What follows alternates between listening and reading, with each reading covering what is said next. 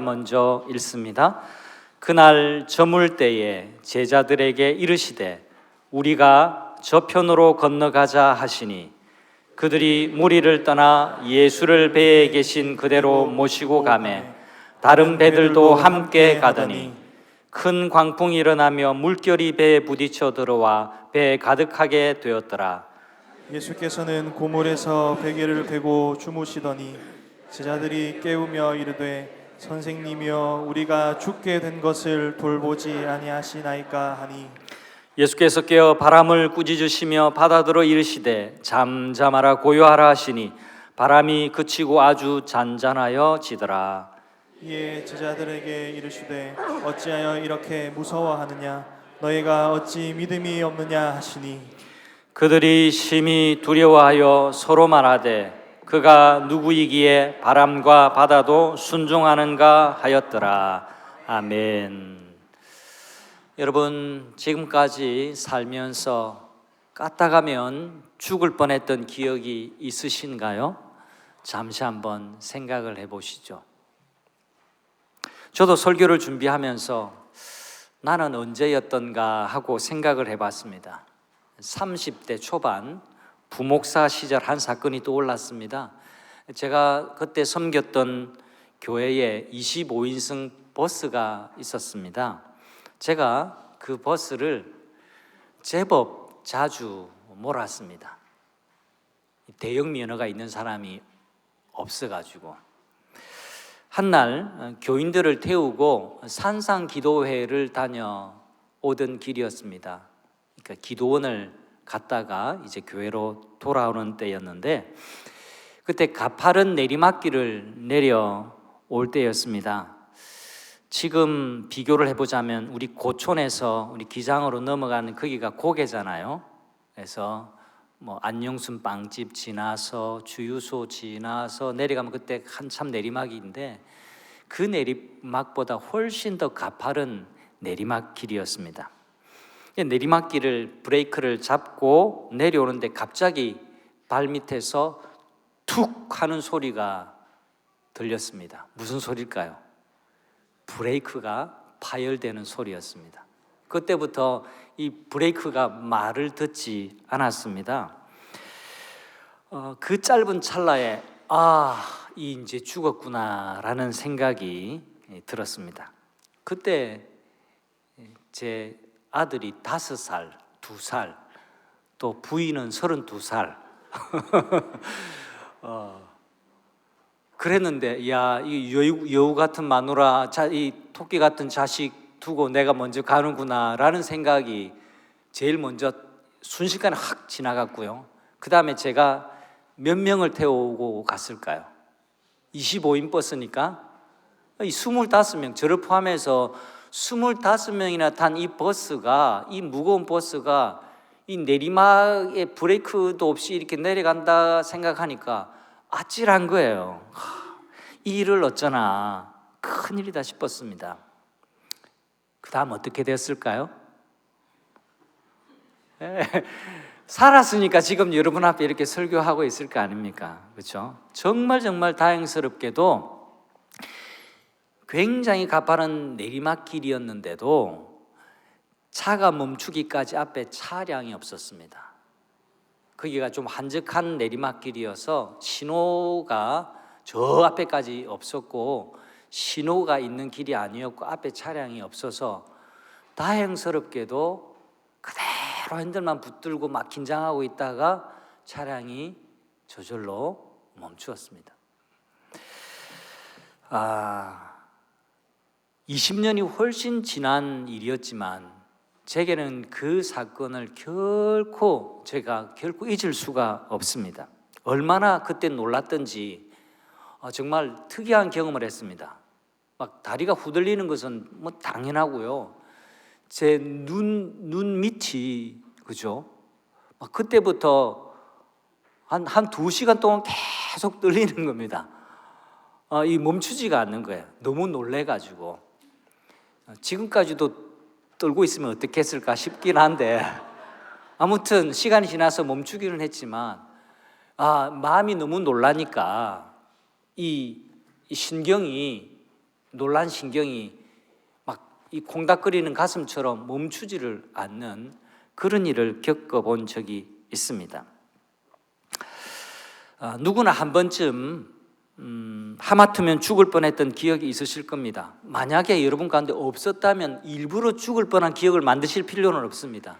그건 다행이고요. 근데 살다 보면 죽을 뻔한 기억이 한두 번 정도는 있으실 겁니다. 말씀드린 대로 죽을 뻔했던 그 경험은 쉽게 잊혀지는 법이 아니죠.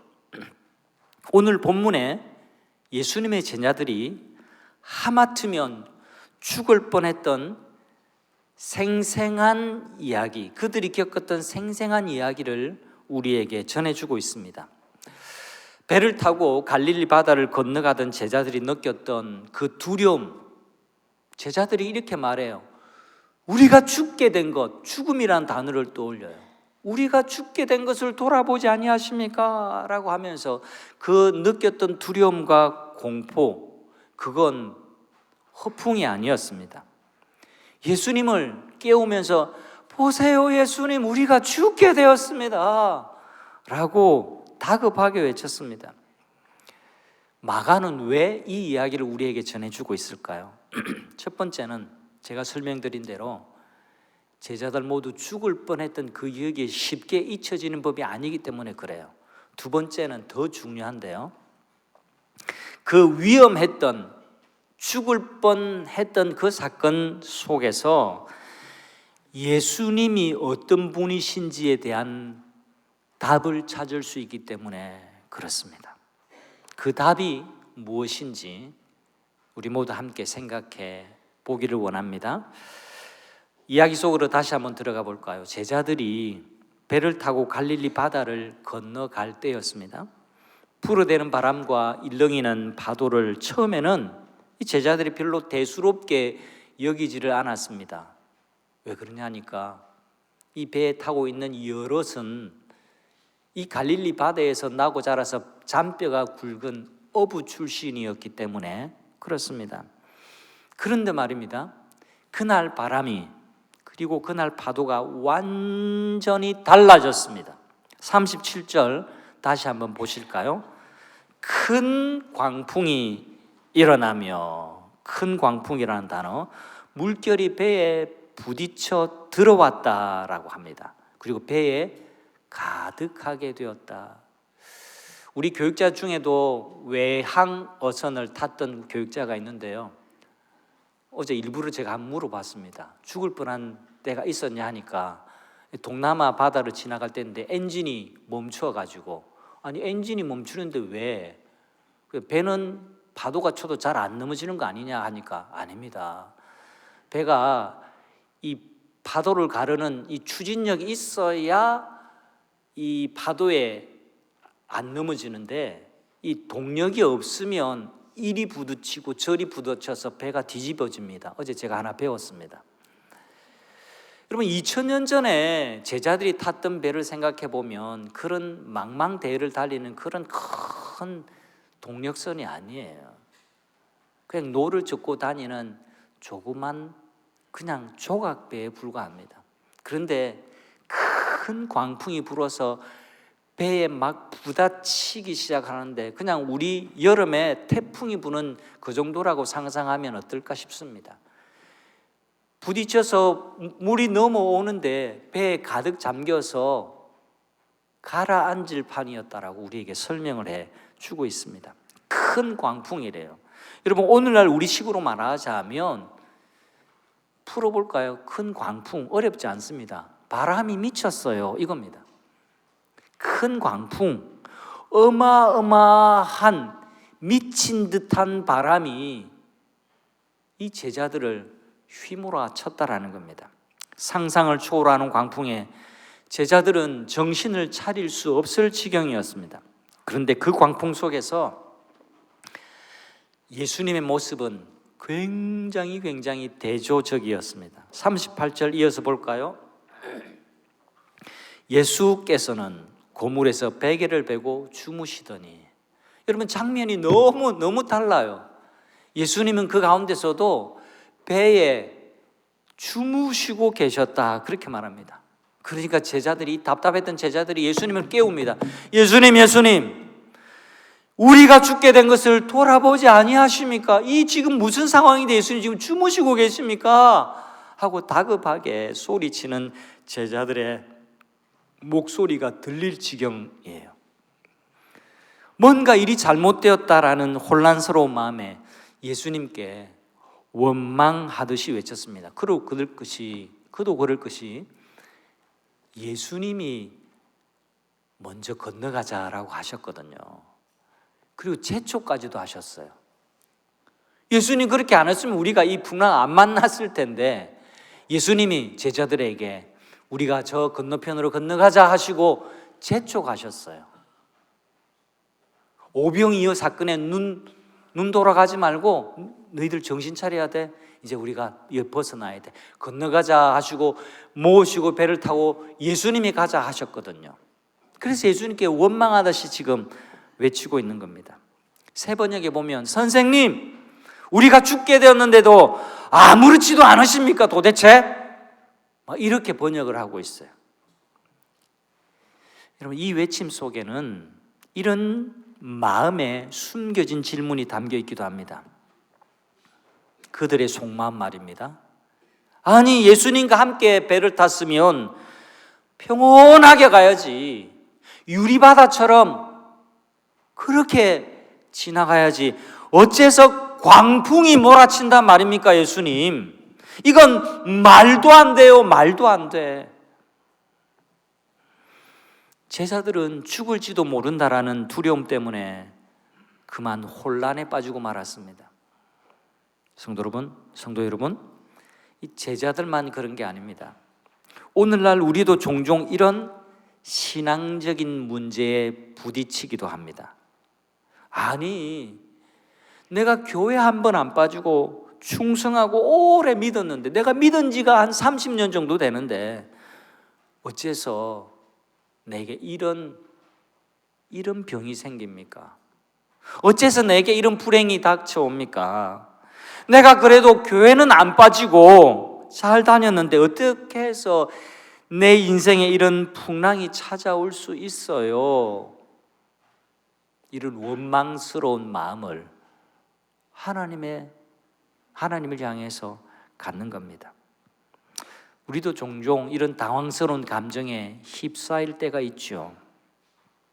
혼란스러운 제자들의 모습이 이야기의 전반부라고 한다면, 그 다음 후반부 이야기에는 반전이 있습니다. 예수님께서 일어나셔서 배에서 주무시던 그 자리에 일어나셔서 바람과 파도를 꾸짖으십니다.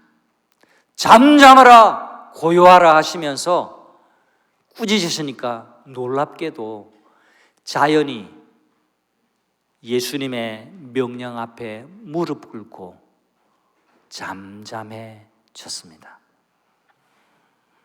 예수님이 이 온 우주를 다스리고 계시다는 것을 보여주고 계신 거죠. 그리고 그 다음에 제자들에게 말씀하신 내용이 중요합니다. 이것이 오늘 설교의 핵심입니다. 40절 말씀 같이 한번 읽어볼까요? 어찌하여 이렇게 무서워하느냐? 너희가 어찌 믿음이 없느냐?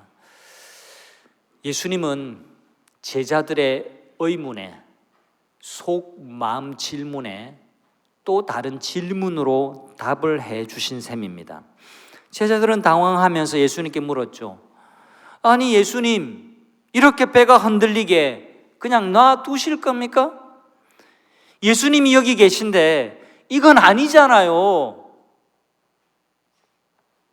예수님도 답을 하셨어요. 예수님의 답을 오늘날의 언어로 제가 풀어서 설명해 드리는 겁니다. 예수님이 이렇게 답하신 겁니다.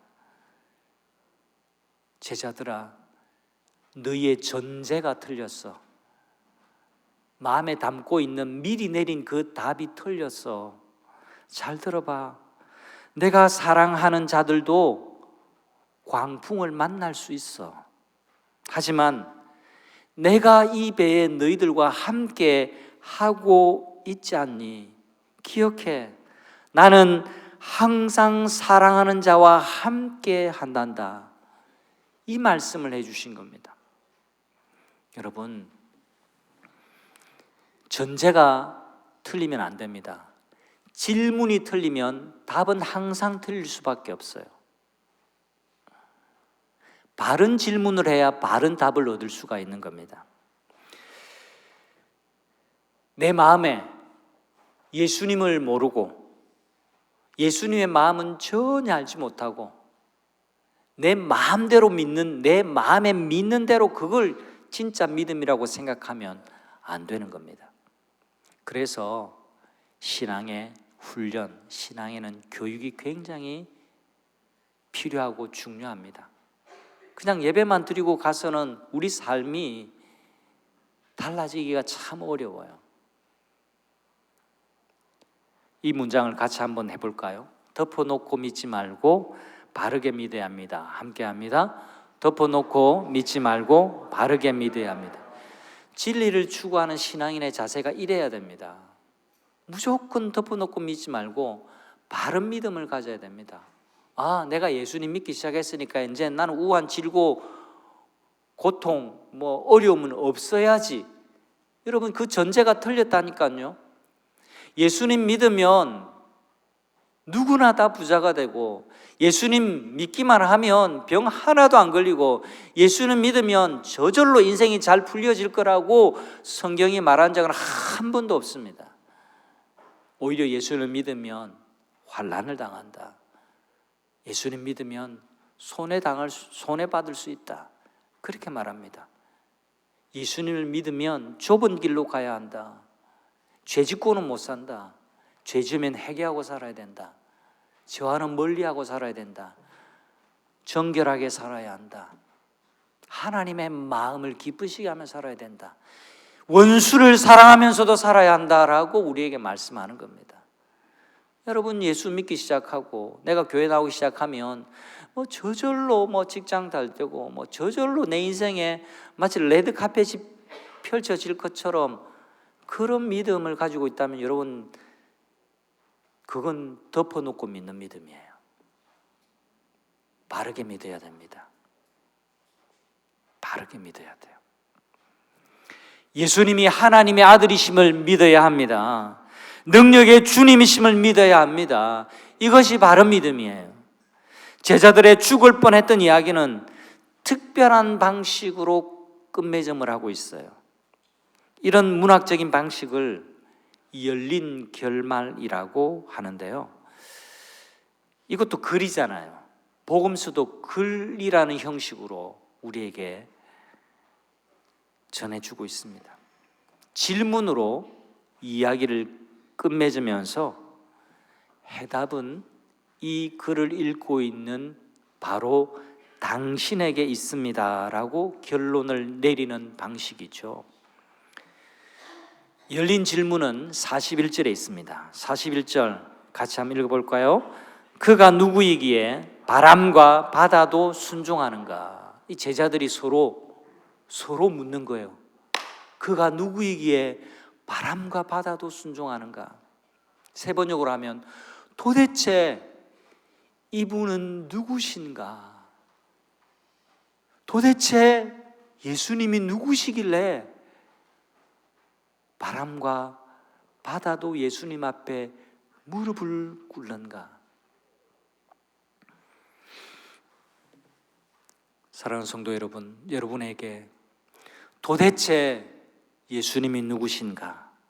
이 질문에 대한 답이 있어야 합니다. 마가는 이 질문 앞에 선 사람에게 답을 주기 위해서 마가복음을 기록했습니다. 여러분, 마가복음이 기록되던 때는요, 예수님 믿는 사람이 많지 않을 때입니다.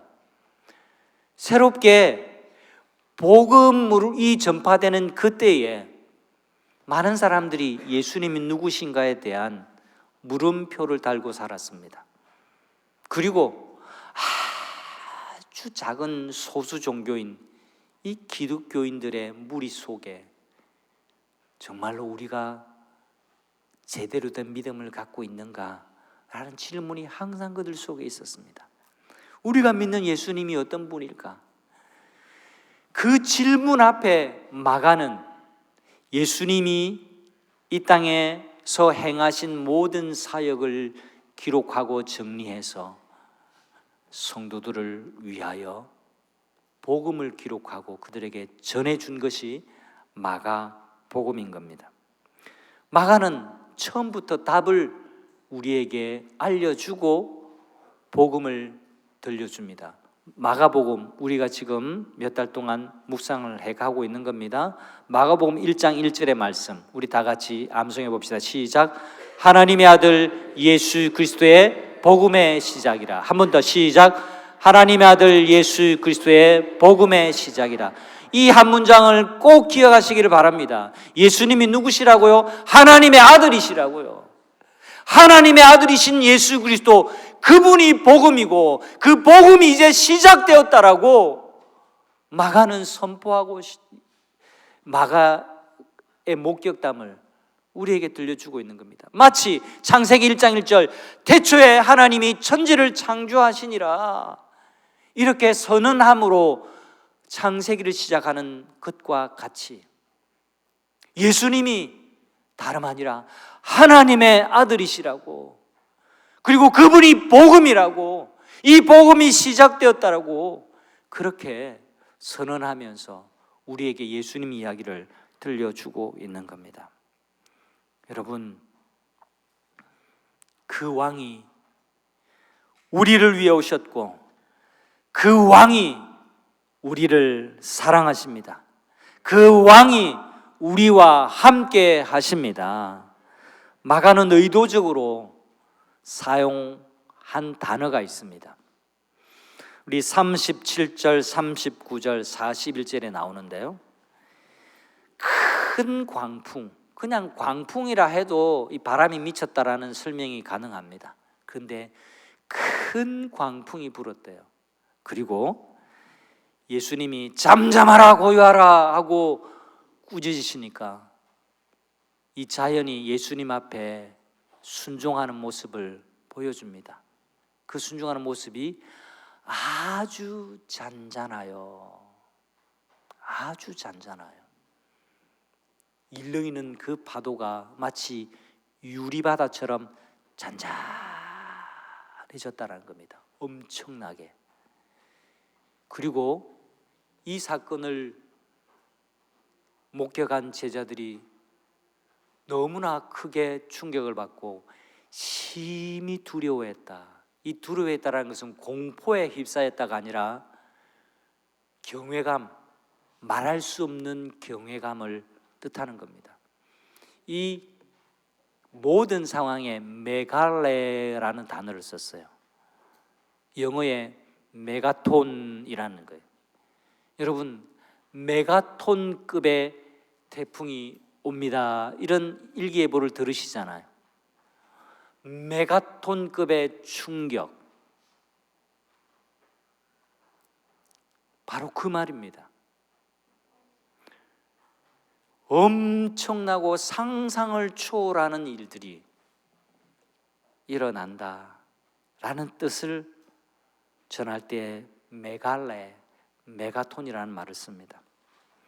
여러분, 중요한 것은 엄청난 광풍이, 엄청난 두려움이 엄청난 경외심으로 바뀌어졌다라는 점입니다.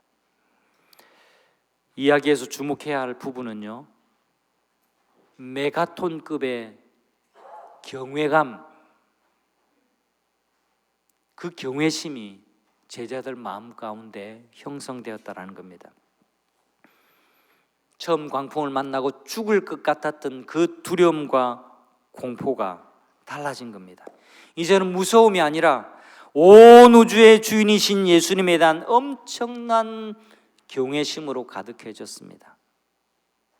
그리고 그들 사이에 이런 질문을 던지는 겁니다. 도대체 이분은 누구신가? 이것이 오늘 설교의 제목입니다. 오늘 설교의 제목 한 번 더 해볼까요? 도대체 이분은 누구신가? 한 번 더. 도대체 이분은 누구신가?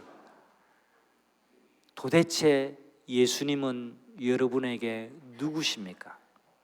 그냥 교회 오면 들을 수 있는 이름에 불과합니까? 아니면 진짜 여러분의 인생을 책임지고 여러분의 죽을 뻔하는 모든 사건 속에 함께 계시고 여러분의 삶을 책임지고 계시는, 여러분의 인생을 붙들고 계시는 하나님으로 믿으십니까? 라는 질문으로 이 이야기는 끝맺음을 하고 있습니다. 성도 여러분, 믿으시기를 바랍니다. 예수님은 하나님의 아들이십니다. 온 우주의 창조주십니다. 우리가 의지할 수 있는 좋으신 주님이신 것을 믿으시기를 바랍니다. 우리가 인생에서 만나는 광풍이 있어요. 저마다의 광풍이 있습니다. 어떠한 광풍이라 할지라도 그 인생의 배 안에 예수님이 함께 계심을 잊지 마시기를 바랍니다. 우리를 향한 예수님의 사랑은 기억하십시오. 믿으십시오. 결코 변함이 없습니다. 이 믿음으로 살아가는 성도님들이 되시기를 우리 주님의 이름으로 축복합니다. 우리 함께 이 찬양하면서 결단하기